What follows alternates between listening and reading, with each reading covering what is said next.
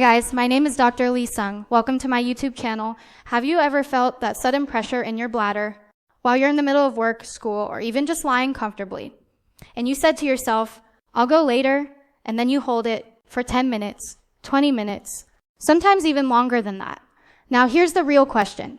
Is that actually safe for your body, or are you slowly training your bladder into a problem you don't even realize yet? Because what most people don't know is urination is not just a simple bathroom break. It is a highly coordinated biological process involving your brain, your bladder muscles, and even your kidneys working together in perfect timing. And when you interrupt that system again and again, something starts to change inside your body.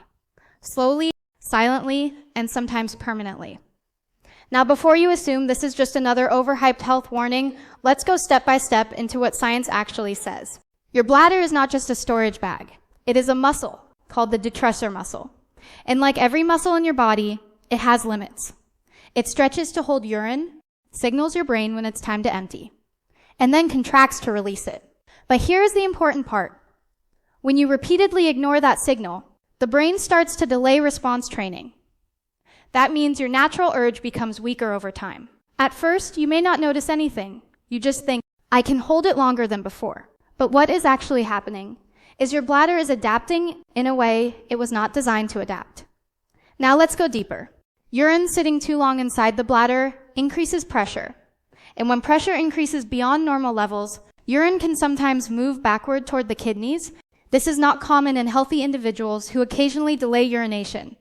But in people who consistently hold urine for long periods, especially daily, the risk pattern changes. And here's something very important. Urine is not sterile once it stays in the bladder for too long. Bacteria that enter the urinary tract have more time to multiply. This increases the risk of urinary tract infections, commonly known as UTI. Now imagine this happening repeatedly. Burning sensation, discomfort, frequent urgency, and sometimes even pain. But that is still just the beginning level of the problem. Let's talk about bladder muscle behavior. When the bladder is forced to stretch too often beyond its normal capacity, it can start losing elasticity over time. Think of it like a balloon. If you stretch a balloon once, it returns to normal. But if you overfill it again and again, eventually it doesn't shrink back the same way. The bladder can behave in a similar pattern. It may become either overly sensitive, causing frequent urges, or it may become less responsive, causing delayed emptying. Both conditions are not ideal for urinary health. Now there's another side to this that people don't think about. The nervous system connection. Your bladder sends signals to your brain through sensory nerves. When you repeatedly ignore those signals, the communication becomes less efficient.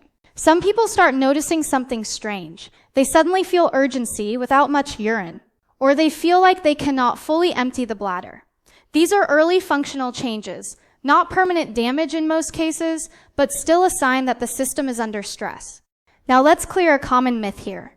Holding urine once in a while is not dangerous. For example, if you are in a meeting, traveling, or stuck somewhere and you delay urination for a short period, your body can handle it. Human physiology is designed for flexibility. The problem is not occasional delay. The problem is repeated habit, daily suppression of natural signals. Now let's talk about kidneys. Your kidneys continuously filter blood and produce urine. They do not store urine. The bladder is the storage unit. So when bladder pressure increases too much, the system can become inefficient.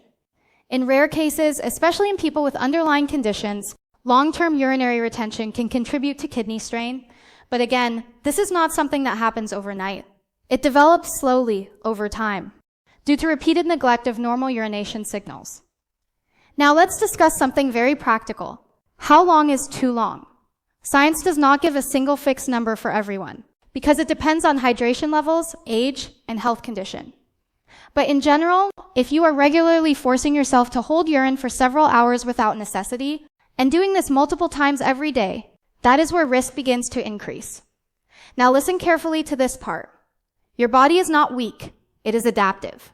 But adaptation is not always improvement. Sometimes adaptation is compensation for stress, and bladder adaptation under constant pressure is not a healthy long-term strategy. Now let's talk about symptoms that may indicate your bladder is under stress. Frequent urgency, even with small amounts of urine. Feeling like bladder is not fully empty, discomfort or mild pain when holding urine, waking up multiple times at night to urinate, or in some cases, urinary infections happening more frequently than usual. These are signals your body is giving you, not to panic, but to correct habits.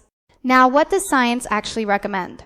The general medical advice is simple. Do not ignore natural urge for long periods without reason. Stay hydrated, but do not overdrink water just to test bladder capacity. And most importantly, respond to your body's signals in a balanced way. Because urinary health is not about extreme behavior, it is about consistency and respect for normal biological function. Now let's address one more important misconception. Some people believe that holding urine strengthens the bladder. This is not scientifically supported as a health benefit in normal individuals. Bladder training is used in specific medical cases like overactive bladder therapy, but that is done under medical supervision, not as a casual habit. For healthy people, regularly forcing the bladder to overstretch is not considered beneficial. Now imagine your urinary system like a communication network. Brain, nerves, bladder, kidneys, all talking to each other constantly. When you ignore signals occasionally, the system adjusts. But when ignoring becomes routine, communication becomes less precise. And that is where discomfort and dysfunction can slowly begin. So what is the practical takeaway here? Listen to your body, do not fear normal urges, do not force unnecessary delays regularly, and understand that small daily habits, repeated over years, shape long-term urinary health more than any single event. Now, if you think about it, this is not just about urination. It is about respecting biological signals because your body is constantly communicating with you. You just have to respond at the right time.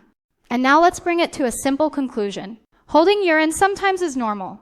Holding urine occasionally is harmless. But turning it into a habit is where the risk begins.